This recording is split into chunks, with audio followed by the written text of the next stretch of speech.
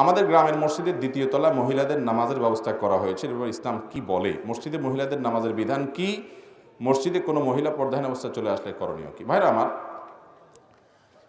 মহিলারা বাসায় নামাজ পড়বে, তাদের জন্য বাসায় নামাজ পড়া উত্তম।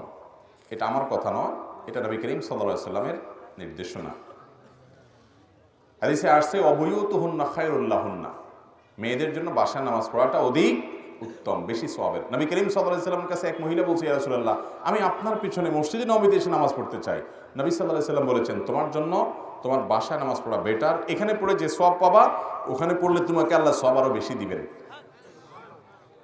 হ্যাঁ, মহিলারা মসজিদে যদি দ্বীনি শিক্ষার কোনো আয়োজন থাকে, কোরআন শিক্ষার আয়োজন থাকে, দ্বীনি শিক্ষার আয়োজন থাকে, তারা শেখার উদ্দেশ্যে আসবে, কিন্তু নামাজের উদ্দেশ্যে আসবে না। শেখার উদ্দেশ্যে আসলো, নামাজের রক্ত হলো, নামাজ পড়বে, হতে পারে। তবে এর মানে এই না যে মসজিদে মহিলাদের নামাজের ব্যবস্থা রাখাই যাবে না। বরং বাজারে, আপনার বাস স্টেশনে, তারপরে পাবলিক প্লেসে, ফেরিঘাটে, এই জাতীয় মার্কেটে, এই জাতীয় জায়গাগুলোতে অবশ্যই মহিলাদের নামাজের জায়গা রাখতে হবে। কারণ সেখানে মহিলারা ডাক্তার দেখাইতে যাবে, চিকিৎসা যাবে, প্রয়োজনে যাবে, সফরে যাওয়ার সময় নামাজের ওয়াক্ত হবে, তাদের নামাজ পড়া লাগবে না? অতএব অবশ্যই রাখবে। মহিলাদের জন্য নামাজের ব্যবস্থা থাকতে হবে। হাদিসের এই নির্দেশটাও আমাদের মাথায় রাখতে হবে, লা তামনাউ মা আল্লাহি মাসাজিদাল্লাহ, মা আল্লাহি মাসাজিদাল্লাহ, তোমরা আল্লাহর বান্দাদেরকে আল্লাহর ঘরে আসতে বাধা দিও না। কথা কি বুঝাতে পারছি? কিন্তু আমভাবে মসজিদে নামাজের জন্য তাদেরকে ডাকবেন না। হালাকা হবে, কোরআন শিক্ষার আসর হবে, তারা বিভিন্ন ভালো ভালো কাজ করবেন, মসজিদ থেকে শিখবেন, ইলম অর্জন করবেন, সেটা হতে পারে। সেটাও শর্ত সাপেক্ষে। ঘর সংসারের সব কাজ কাম করে আজকাল অনেক মহিলা আছে, তালিমের নাম দিয়ে বাহিরে টোটো করে ঘুরে ঘুরে সংসারেরও খবর নেয়, পোলাপানেরও খবর নেয়। এত জোরে ঠিক বলছেন? আপনাদের এলাকায় ঝামেলা আছে নাকি? এই জন্য বলি এত জোরে ঠিক বলছে। ভাই, এর মানে আবার এটা না যে মহিলাদেরকে আপনারা শিখতে দিবেন না। জি না, তারা দিন শিখবে না, তারা ইসলাম প্রচার করবে না, 100 বার করবে। আপনি একলা করবেন, তারাও করবে। আল্লাহ কোরআনে বলছেন, আল মুমিনুনা ওয়াল মুমিনাত বা'দুহুম আউলিয়াউ বা'দ, ইমানদার পুরুষ ইমানদার নারী একে অন্যের পরিপূরক। ইয়া'মুরুনা বিল মা'রুফ ওয়া ইয়ানহাউনা আনিল মুনকার, তারা উভয়ে, দেখেন আল্লাহ উভয়ের কথা বলছে, ইমানদার নারী পুরুষ উভয়ে সৎ কাজের আদেশ দিবে, অসৎ কাজের বাধা প্রদান করবে। শুধু আপনি একটা দাওয়াতি কাজ করবেন তা না, তারা দাওয়াতি কাজ করবে।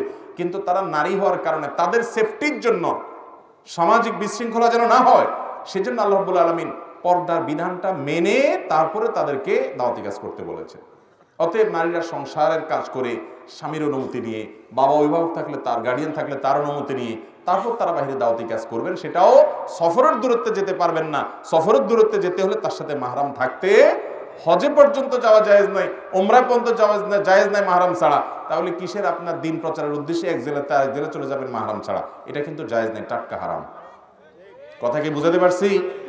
অনেক বোনরা আমাদের আছে, না বুঝে জোশের কারণে এসব কাজ করেন। জোশের নাম দিন না। ইসলাম পরিপূর্ণ হলো এই কোরআন এবং হাদিসকে ফলো করার নাম। আল্লাহ আমাদেরকে তৌফিক দান করুন। অতএব তারা যদি নিজেরা তালিম করেন, কোরআন হাদিস শেখান, কোনো অসুবিধা নাই। কিন্তু খেয়াল রাখতে হবে, এই জাতীয় তালিমগুলো ভালো বিদগ্ধ বিচক্ষণ কোনো আলেমের তত্ত্বাবধান থাকা দরকার, তাহলে ভালো হয়। তা নাহলে এগুলো অনেক সময় ফিতনা পরিণত হয়। মহিলাদের মধ্যে অনেকে আছে, পুরুষদের মধ্যেও আছে, যে 1 লাইন জানলে 3 লাইন বলে, কোরআন হাদিসের নামে বাড়ায় বাড়ায়ও বলে। এগুলো বললে কিন্তু সওয়াবের পরিবর্তে আরো গুনাহ হতে পারে। এই জন্য তালিম করবেন মন গড়া না, আর সংসার ছেড়ে দিয়ে না, লাগামহীন না, সবকিছু ঠিকঠাক রেখে অনুমতি সাপেক্ষে, আবার ফিতনা যেন না হয় সেদিকটা খেয়াল রেখে। তার আপনার আল্লাহর জন্য আল্লাহ এটা ফরজ আইন করে না, এটা আপনার জন্য নফল। ফরজ আইন হলো আপনার জায়গায় বসে আপনার পরিবারকে, ছেলে মেয়েকে সৎ কাজের নির্দেশ দিবেন।